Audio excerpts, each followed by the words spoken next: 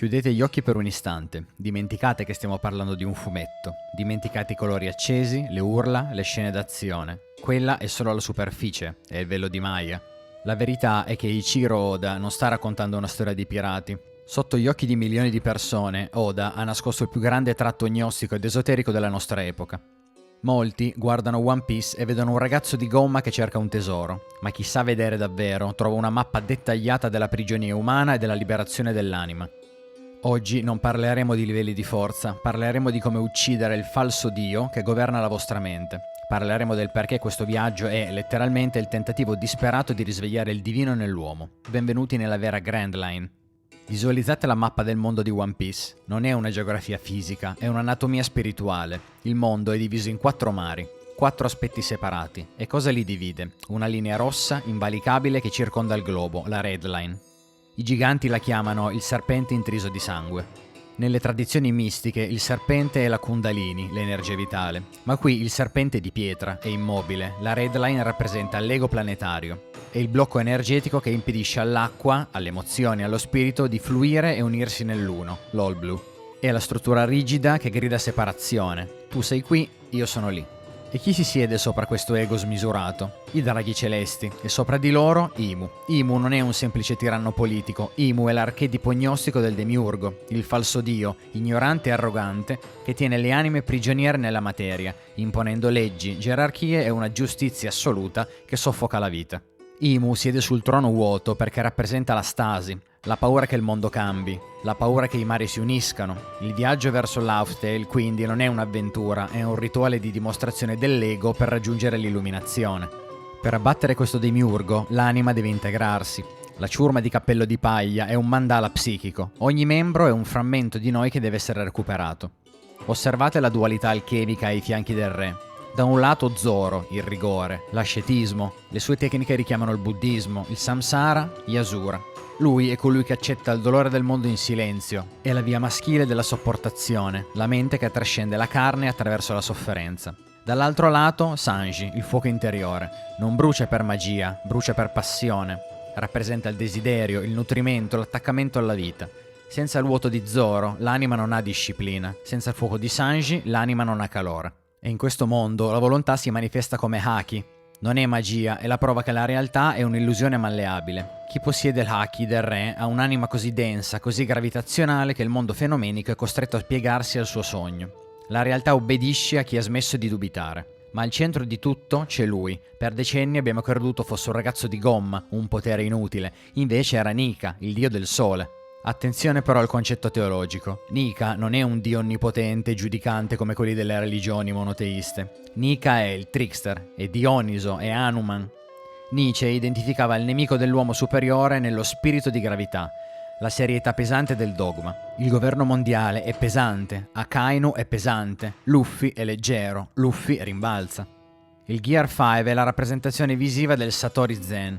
Nel momento dell'illuminazione massima, il mondo appare per ciò che è, un gioco, un cartone animato. Luffy ride, il suo cuore batte come un tamburo, afferra i fulmini e ci gioca.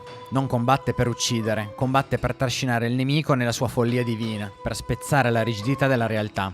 La sua è una teologia della gioia, la risata come arma di distruzione di massa contro l'oppressione. Ma in ogni processo alchemico, l'integrazione del sé non è completa finché non si affronta la propria ombra. Carl Jung definiva l'ombra come tutto ciò che abbiamo rifiutato di noi stessi, il contenitore dei nostri impulsi più oscuri, ma anche una fonte di potere grezzo. In One Piece questa ombra incarnata ha un nome, Marshall D. Teach, Barba Nera. Barba Nera è l'opposto speculare di Luffy, un riflesso negativo di ogni suo principio. Anche lui porta la D e crede nei sogni, ma lì finiscono le somiglianze. Mentre Luffy cerca la libertà per espandersi in gioia e avventura, Barba Nera cerca la libertà per dominare e schiacciare gli altri. E il pirata inteso nel senso più distruttivo. Il suo frutto del diavolo, lo Yami Yami Nomi, è il potere più metafisico dell'opera. Non è solo un potere fisico, è il principio del vuoto. La sua capacità è quella di assorbire ogni cosa, annullare ogni luce e schiacciare tutto nella gravità infinita. Luffy è il sole che si espande e dona vita. Barba Nera è il buco nero cosmico che ingoia e distrugge ogni struttura. L'incontro tra i due è lo scontro finale tra la volontà creativa e il nichilismo distruttivo. Teach è l'unico ad essere conosciuto per aver osato integrare l'oscurità con un secondo potere, dimostrando che l'anima può contenere principi opposti e contraddittori. Egli è l'incarnazione del caos necessario al cambiamento. La battaglia finale tra Luffy e Teach non sarà una semplice resa dei conti, ma un atto di integrazione spirituale. Non possiamo raggiungere l'illuminazione, il Gear 5, solo guardando la luce. Dobbiamo prima confrontarci e integrare i nostri desideri più egoistici e distruttivi. Barba Nera è la nostra oscurità interiore che deve essere accettata e trascesa affinché l'anima sia completa. E questo ci riporta al segreto più profondo, il sorriso dei portatori della D. Roger sorride mentre le sue lame stanno per calare. Ace sorride tra le braccia del fratello. Saul ride mentre viene congelato vivo. Luffy stesso, di fronte alla decapitazione, sorride e si scusa per essere morto. Non sono pazzi, hanno solo compreso il segreto. La D è definita come il nemico naturale degli dei, ma se gli dei, cioè i draghi celesti, sono coloro che si aggrappano disperatamente alla vita materiale, al potere e allo status, allora il nemico è colui che accetta il ciclo completo dell'esistenza. L'atto di sorridere alla morte è la più alta forma di libertà esistenziale. Significa che la paura biologica, lo strumento di controllo supremo, non ha più alcuna presa sull'anima.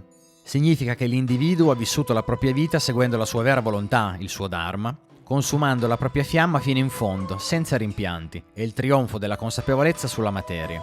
C'è poi il simbolismo grafico, ruotate la D di 90 gradi e diventa un sorriso, ma è anche la metà di un cerchio che emerge dall'orizzonte, è l'alba. Essere una D significa essere portatori dell'alba, significa essere coloro che traghettano il mondo della notte e dell'ignoranza al giorno della consapevolezza. La morte per loro non è una fine, ma la conferma che la loro missione, vivere liberi e far risplendere la propria luce, è stata compiuta. E così arriviamo alla fine del viaggio. All'Outhdale, quando Goldie Roger sbarcò sull'ultima isola, dopo aver attraversato tempeste infernali e sfidato la morte per decenni, si trovò davanti al tesoro lasciato da Joy Boy 800 anni prima. E cosa fece il re dei pirati? Cosa fece l'uomo più potente e temuto dei sette mari? Scoppiò a ridere.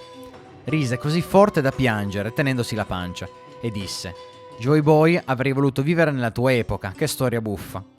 Perché questa risata? Non è la risata di chi ha vinto, è la risata di chi ha capito. Nella tradizione zen e nel misticismo più profondo, l'illuminazione suprema è spesso accompagnata da una risata irrefrenabile. È la risata che esplode quando ti rendi conto dello scherzo cosmico. Ridi perché scopri che tutto ciò per cui il mondo combatte, soffre, uccide è in realtà un'illusione. Ridi perché non capisci che la risposta all'enigma era incredibilmente semplice. Non c'era nulla da conquistare, non c'era nulla da cercare. La gabbia era aperta fin dall'inizio, eravamo noi a tenerla chiusa con la nostra mente rigida. Joy Boy ha lasciato uno scherzo al futuro, ha lasciato un messaggio che attraversa i secoli per dire: non prendetevi così sul serio, la vita è una danza, la vita è un gioco.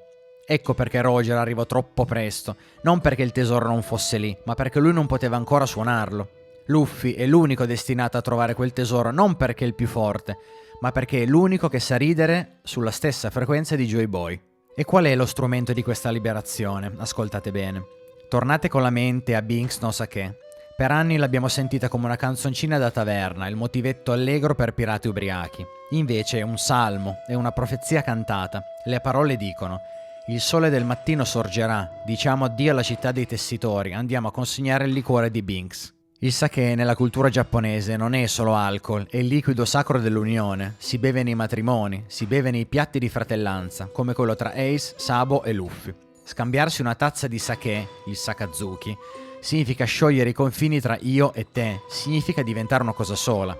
La canzone ci dice che non importa quanto sia buia la notte del secolo buio, non importa quanto sia forte la tempesta della tirannia, il sole tornerà e quando tornerà noi porteremo il sake per tutti. Cosa significa dunque consegnare il sake?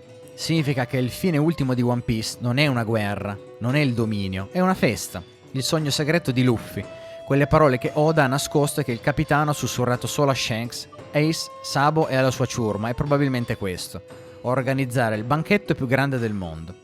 Immaginatelo, una festa dove non ci sono più i re, dove non ci sono schiavi, non ci sono marines o pirati, una festa dove la Red Line è crollata e i quattro mari si sono uniti nell'All Blue, una festa dove tutti possono mangiare e bere insieme allo stesso tavolo.